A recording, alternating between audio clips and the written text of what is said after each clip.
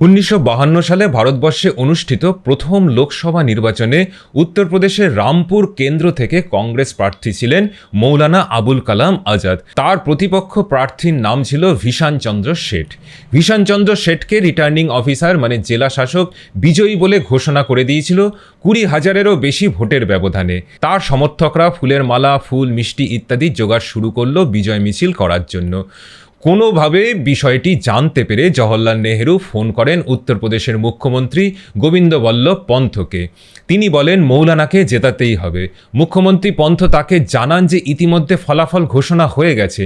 নেহেরু তাকে বলেন যে অত কথা শোনার কোনো প্রয়োজন নেই, আবুল কালাম না জিতলে তোমার মুখ্যমন্ত্রিত্বও শেষ।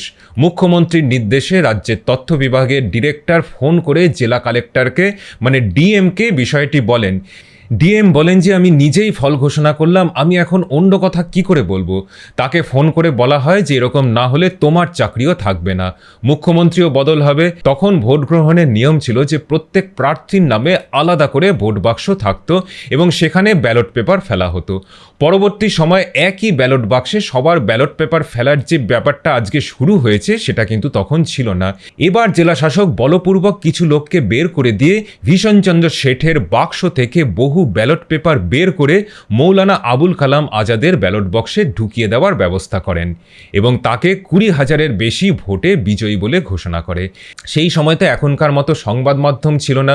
বিরোধী পক্ষের তুলনায় কংগ্রেস বহু গুণে বেশি শক্তিশালী ছিল এবং বিরোধী পক্ষের কাছে বিষয়টি প্রমাণ করার মতো অবস্থাও ছিল না। কেউ হয়তো বলতে পারেন যে এই আজগুবি গল্প কোথা থেকে জানলেন।